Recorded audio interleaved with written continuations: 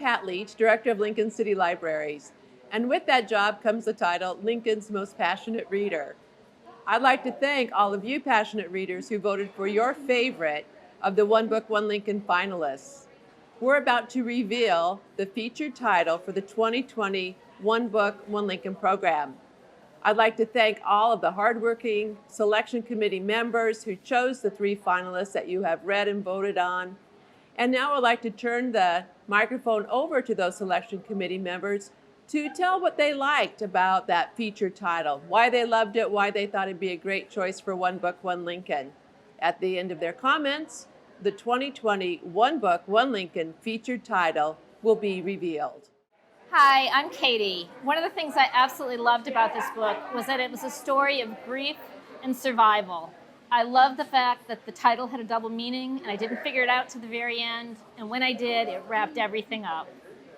I'm Patty Beitler and I'm on the selection committee. And this is a book that I thought was perfectly timed for this time of COVID that we're going through. It's a story about a tragedy of a young boy, and we think he's not going to make it through. It looks like it's going to be terrible. We're not going to have anything back to normalcy.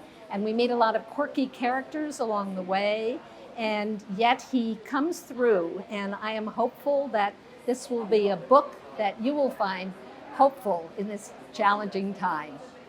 Thanks. Hi, my name's Tori, and the thing that I really loved about this book, first of all, it was a 5-star book for me, and I don't give that rating lightly. It's so human. It is full of real characters that you really care about what happens to them, and they encounter really big problems and overcome them. And it was just a very hopeful message overall, so I think you're going to love it too. Hi, my name is Lisa Hale, and I am so excited about this book. It was the winner for me. I listened to the audiobook. I loved the characters. I got lost in the story, and I'm so excited to discuss it with my friends. My name is Kay Roth, and I love this book. It is a beautifully written book, but it is also the perfect book for our times.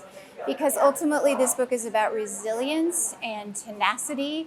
It is about the belief that humans can heal, and the way they heal is to recognize that humans are all connected. We all care about one another. I believe that the community will love this book. I was midway through the book and I remember I have no clue where we're gonna land. And at the end, it packs a powerful, tender, beautiful message of hope. This book stays with me, it is in my heart, and I hope you enjoy it as much as I did. Welcome to One Book, One Lincoln. I'm one of the committee members that did the selection for One Book, One Lincoln. We had 3 selections that you as citizens voted upon, and then you came up with the one that we're going to be revealing tonight. I want to share with you where the author got her idea for the book. In 2010, a plane left South Africa on its way to the destination of London, and it crashed in Libya.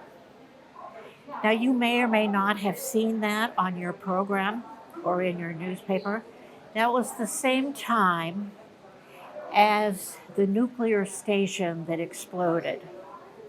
So she took this nonfiction idea and made it into the One Book, One Lincoln using fiction.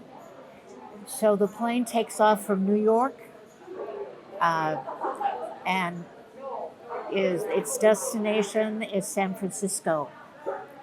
This is perhaps one of the most courageous books that its main character has done.